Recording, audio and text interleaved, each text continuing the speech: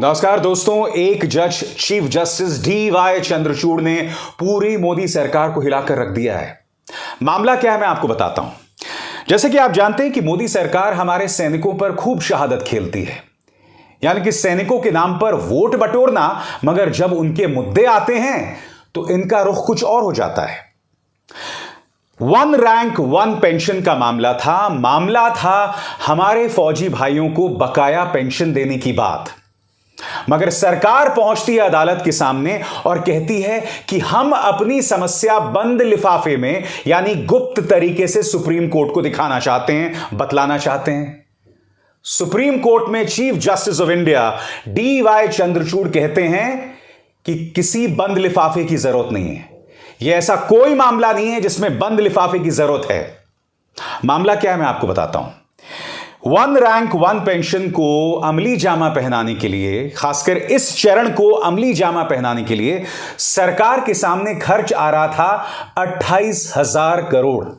सरकार ने supreme court में यह बताया कि देश की अर्थव्यवस्था एक बहुत ही डावाडोल स्थिति में है, बहुत ही नाजुक स्थिति में है। इसलिए अभी हम वन रैंक वन पेंशन के इस चरण के लिए जो 28,000 करोड़ रुपए हैं वो नहीं दे सकते।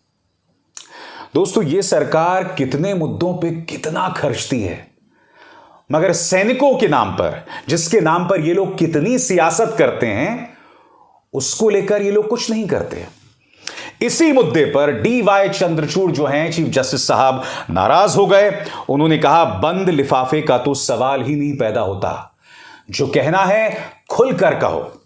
और यह पहली बार नहीं है दोस्तों। डी.वाई. चंद्रचूड़ साहब वो हैं जिन्हें क्रेडिट जाता है, श्रेय जाता है, जब उन्होंने चुनाव आयोग में नियुक्तियों को पूरी तरह से पलट दिया था।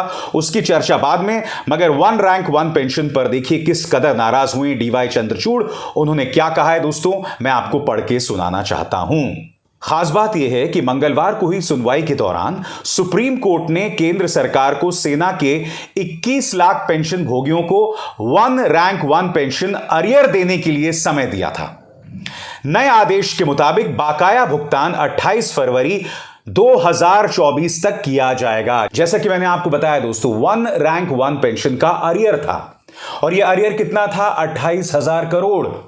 केंद्र सरकार यह देने में आनाकानी कर रही थी, किस चीज का हवाला देते हुए? देश की अर्थव्यवस्था का। और वो इस पूरे मामले को बंद लिफाफे में देना चाहती थी। चीफ जस्टिस ने कहा सवाल ही नहीं पैदा होता। आगे चीफ जस्टिस क्या कहते हैं डी.वाई. चंद्रचूड़ साहब, आपकी स्क्रीन पर। Chief justice of India Chandrachud ने अदालतों में सीलबंद लिफाफों के इस्तेमाल पर नाराजगी जाहिर की। उन्होंने कहा हम कोई भी गोपनीय दस्तावेज या सीलबंद लिफाफे नहीं लेंगे, और मैं व्यक्तिगत रूप से इसके खिलाफ हूं। अदालत में पारदर्शिता होनी चाहिए। यह आदेशों को लेकर है, यहां क्या गोपनीयता होनी चाहिए? आगे वो क्या कहते हैं दोस्तों, इस पर भी गौर कीजिए। उन्होंने साफ किया कि वो सीलबंद लिफाफों के इस्तेमाल को बंद करना चाहते हैं। उन्होंने अटॉर्नी जनरल से कहा अगर सुप्रीम कोर्ट इसका पालन करता है तो हाई कोर्ट भी करेंगे। साथ ही उन्होंने सरकार के सबसे बड़े वकील से लिफाफे में बंद जानकारी को पढ़कर सुनाने या वापस ले जाने की बात कही। तो जैसे मैंने आपको बताया, डी.वाई. चंद्रचूड़ साहब ने पहली बार नहीं है जब मोदी सरकार की नींव हिला दी। याद कीजिए, चुनाव आयोग में जिस तरह से नियुक्तियां हो रही थीं, उसमें पूरी तरह से दखल सिर्फ सत्तारूढ़ पॉलिटिकल पार्टी का था, यानी बीजेपी का था।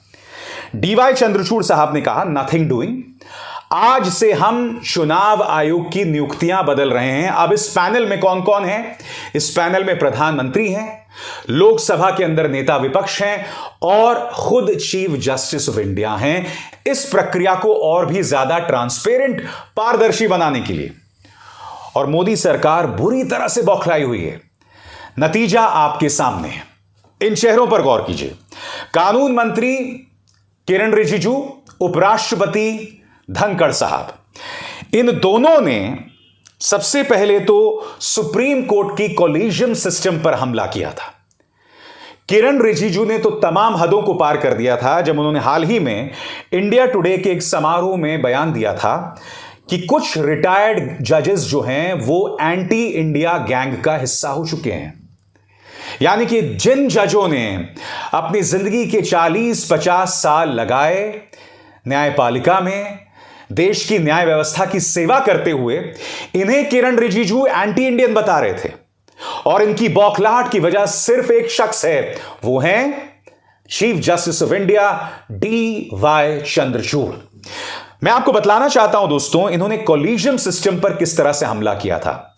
फिर से देखिए इन दो चेहरों को, किरण रिजिजू और उपराष्ट्रपति जगदीप धनखड़। इन्होंने क्या कहा था, अमर उजाला की खबर आपकी स्क्रीन पर। किरण रिजिजू और उपराष्ट्रपति धनखड़ ने की थी कॉलेजियम सिस्टम पर टिप्पणी। कानून मंत्री रिजिजू ने हाल ही में कहा था कि उच्च न्यायालय में न्यायाधीशों की नियुक्ति के लिए अपनाई जाने वाली कॉलेजियम प्रणाली पारदर्शी नहीं है। वहीं उपराष्ट्रपति धनखड़ ने 1973 के केशवानंद भारती मामले में ऐतिहासिक फैसले पर सवाल उठाया था। धनखड़ ने कहा था कि 50 साल पुराने फैसले ने एक बुरी मिसाल कायम की है।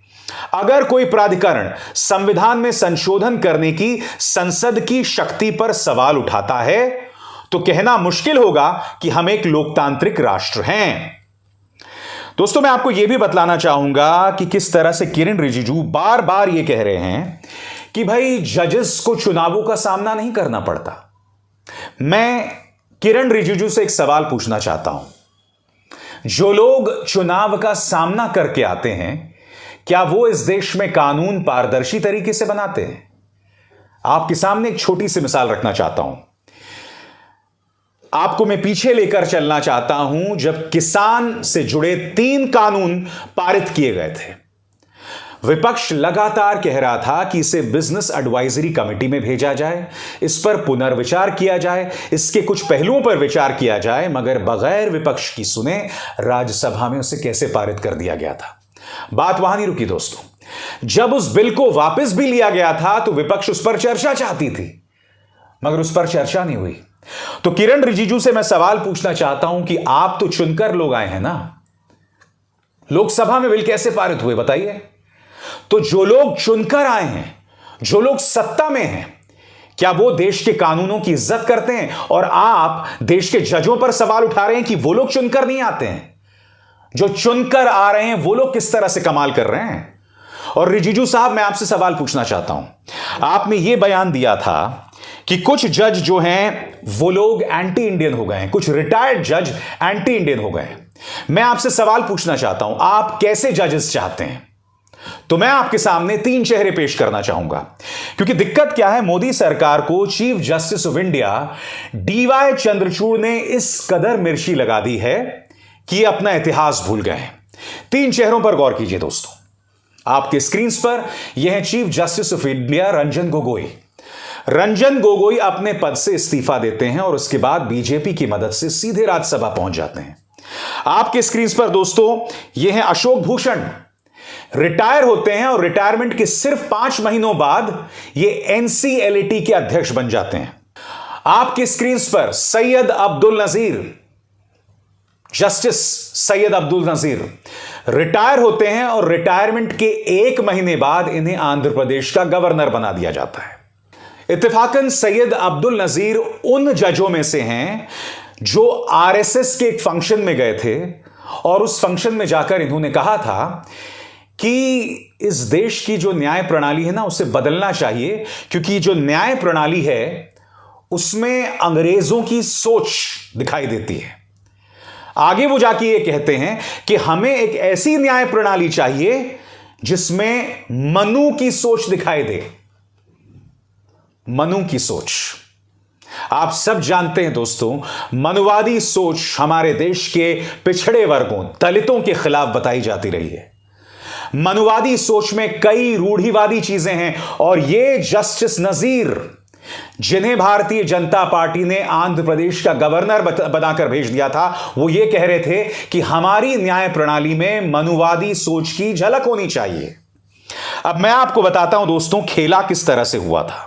आपकी स्क्रीन पर यह है जस्टिस अशोक भूषण। ये रिटायर हुए थे 4/7/2021 यानी 4 जुलाई 2021 और 8 नवंबर 2021 को इन्हें national company law appellate tribunal का अध्यक्ष बना दिया गया था। जुलाई और नवंबर, दोनों के बीच में कितना फर्क है? जुलाई के बाद अगस्त, सितंबर, अक्टूबर, नवंबर, सिर्फ 4 महीने। और याद कीजिएगा दोस्तों, इसी सरकार के पूर्व मंत्री स्वर्गीय अरुण जेटली ने कहा था कि कई जजेस रिटायर होने के बाद सरकारी पद चाहते हैं। इसका उन्होंने मजाक उड़ाया था, इस पर उन्होंने सख्त टिप्पणी की थी। आपकी स्क्रीन पर यह है नितिन गडकरी। इन्होंने यह कहा था कि जब कोई जज रिटायर हो जाता है तो 2 साल तक उसे कोई सरकारी पद स्वीकार नहीं करना चाहिए। और मैंने आपके सामने 1 नहीं 2 नहीं 3 मिसाल पेश की, जस्टिस नजीर की, chief justice of India Ranjan Gogoi की और जस्टिस अशोक भूषण की, जो रिटायर हुए और तुरंत भारतीय जनता पार्टी की मदद से या तो राज्यसभा में पहुंच गए या किसी सरकारी पद पर बैठ गए। और इस सरकार को एलर्जी है, आपत्ति है chief justice of India Chandrachud साहब से, जो बार बार इनको आईना दिखा रहे हैं। चाहे बंद लिफाफे का मुद्दा हो, चाहे चुनाव आयोग में नियुक्तियों का मुद्दा हो, चाहे नफरती भाषणों का मुद्दा हो। याद कीजिए दोस्तों, chief justice of India DY Chandrachud की अदालत ने ही कहा था कि मोदी सरकार नफरती भाषणों को लेकर मुंह नहीं फेर सकती। नफरती न्यूज चैनल्स पर भी उन्होंने टिप्पणी की थी। यह बात अलग है कि उसका अनुसरण नहीं हो रहा था, मगर chief justice of India DY Chandrachud ने इसी तरह से मोदी सरकार को आईना दिखाया था और वो बार बार दिखाई दे रहे हैं। और दिलचस्प बात यह है दोस्तों कि 1 साल बचा हुआ है चुनावों का, और आने वाले दिनों में ऐसे कई फैसले आने वाले हैं जो मोदी सरकार के लिए जबरदस्त सिरदर्द का सबब बनेंगे। यही वजह है कि किरण रिजिजू बार बार देश के जजों के खिलाफ आपत्तिजनक बयान देते रहते हैं। मैं रिजिजू साहब की क्या बात करूं, देश के उपराष्ट्रपति भी उन पर अनाप शनाप टिप्पणियां करते रहते हैं, जो कितनी शर्मनाक बात है। मगर हां, salute and standing ovation to the chief justice of India DY Chandrachud साहब। अभिसार शर्मा को दीजिए इजाजत।